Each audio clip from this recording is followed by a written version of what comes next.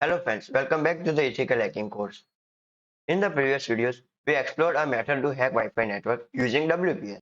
But what if WPS is disabled or configured to use the push button method? Well, in that case, we will have to switch gear and focus on cracking the actual WPA and WPA2 encryption. When WPA and WPA2 encryptions were developed, they were designed to fix the flaws found in web encryption, and they did a pretty good job. Unlike web, in WPA and WPA2, the encryption key are unique, temporary, and much longer. This means the packets sent over the air don't contain any useful information for us, no matter how many we capture. But there is one set of packets that holds the key to this puzzle, the handshake packets. These four packets are exchanged between a client and the router when the client connects to the network. In this lecture, I will show you how to capture these handshake packets, and in the next one, we will see how to use them to crack the WPA or WPA2 keys. First, as always, we will run Airodump-ng to scan all the networks around us.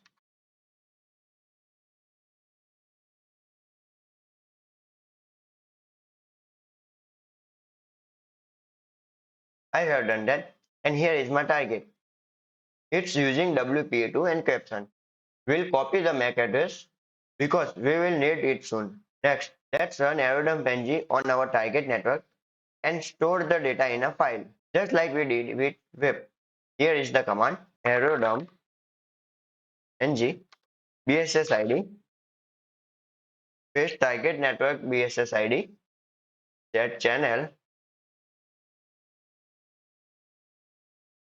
Our target is on 6-number channel and save it to one file, right? WPA handshake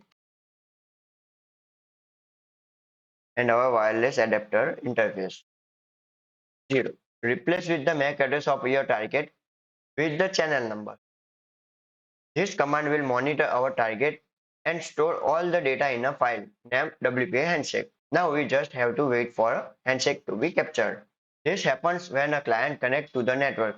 So we will wait until a new client connects. But waiting can be boring, right? So let's speed things up. We can use the authentication attack to force the client to disconnect and reconnect. We have done this before. So here is a quick refresher. We will use the Airodump-ng tool to send the authentication packets. Airplay ng dot code -a paste target BSS ID -c copy client MAC address and paste here and LAN 0. Here D was 4 sends 4 of the authentication packets, just enough to disconnect the client for a moment. Replace with the router's MAC address and with the MAC address of the client you went to target. Once we run the command, when the client reconnects, we should capture the handshake. We got the handshake. Now we can stop Airodump-ng by pressing Ctrl C. This captured handshake is stored in our file WPA handshake. In the next lecture, I will show you how we can use this handshake to get the key for the network. Until then, happy hacking and stay safe.